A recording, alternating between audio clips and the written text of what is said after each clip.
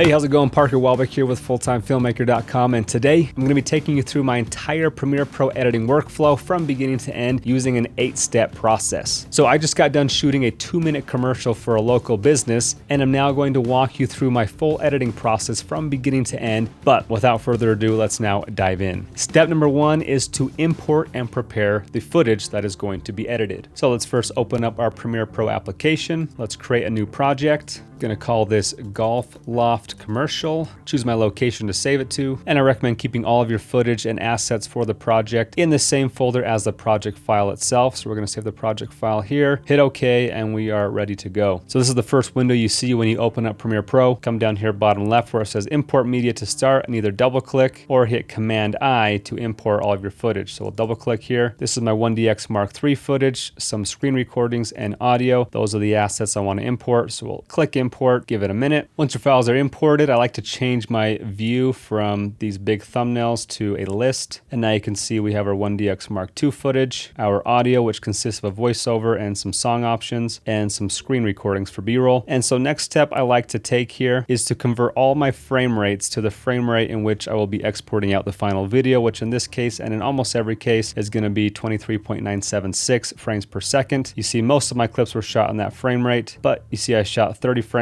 on a few occasions and 60 frames on a few occasions for some slow motion options. So I'm going to highlight by clicking on the bottom, coming to the top one that's not 24 frames. Now I'll right click, come up to modify, interpret footage, click on assume this frame rate, and then type in 23.976. Hit enter, and that now converts all of my clips to the same frame rate, which in essence just slows all of those clips down to slow motion. Next step that I like to take is to bring all of my footage into my timeline, where I then like to cut and edit from the timeline. But we have an important step right here, because whatever clip we drag into the timeline first, the whole sequence, this whole project is going to assume the settings of that clip. So that frame rate, that resolution, that aspect ratio. Now, because I shot all of this footage in 4K, which is slightly wider than 16:9, and I want my finished video to be in 16:9 because the video is going to be going up on social media where the standard is 16:9. So I always have a clip saved on my computer whose settings are Ultra HD 16:9 aspect ratio at 24 frames per second, which is this Full-Time Filmmaker intro clip here. So I'm going to drag that into my project bin here, and then to start my timeline or sequence, I'm going to drag it onto this little folded paper looking thing here.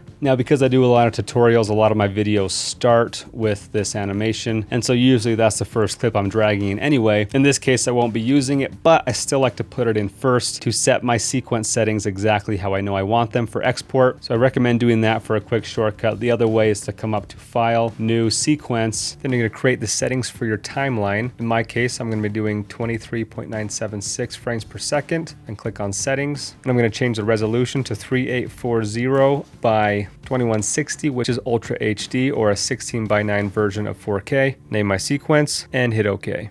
But that usually takes longer than just dragging in the clip that I'd be using anyway. Now I'm gonna go ahead and rename this from FTF Intro to Golf Loft Commercial, and we can go ahead and delete that because we're not gonna be using it. And now I'm gonna highlight all of my 1DX Mark III clips and drag them into my timeline. It asks if I wanna change the sequence to what these clips are. I'm gonna say no, I wanna keep it at 16:9. So if we zoom out here by hitting the plus or minus on our keyboard, now that I have all my clips in the timeline, the next step I would take is scale to frame size if there's any clips that were shot in different resolutions. Now these were all shot in the same resolution and same aspect ratio, so there shouldn't be anything to adjust. But if I had shot some clips in 1080p, then I'd right click, hit scale to frame size. It would then adjust the resolution to be scaled to the sequence settings. And if there was black bars that you didn't want like that, then you come over here to scale and then continue scaling until the black bars were gone. But because we don't have 1080p clips, that won't be an issue. And I get people asking me sometimes, if you have a mix of 1080p and 4K clips, should you make the sequence in 1080 and downscale all the 4K stuff to 1080, or should you make the sequence in 4K and upscale all the 1080 clips up to 4K? My answer is whatever the majority of your footage was shot in, I would use that resolution. Because all of my footage was shot in 4K, we're going to use 4K. If I had just shot a couple 1080p clips, I'd still do 4K and then just upscale those few clips. If it was split 50-50 exactly, then I would just go with whatever resolution you plan on exporting in. If you're going to be exporting in 1080, 1080, then go with 1080. If you want an export in 4K, then go with 4K. All right, so we have our footage in the timeline. Last thing I would do before we start chopping through is come up here to the top. You have different tabs based on where you're at in the project. This is a coloring tab, so you have Lumetri open here. Let's just go over to editing. So all we're seeing here is the timeline, and I'm just going to scale that to where I like and want. Let's move this to video line 1 and audio line 1. Keep it nice and tight. Again, zoom in on my timeline, and we're now ready for step 2, which is choosing selects on the timeline, or the sifting process of choosing what stays and what goes. And we'll explore that in the next video.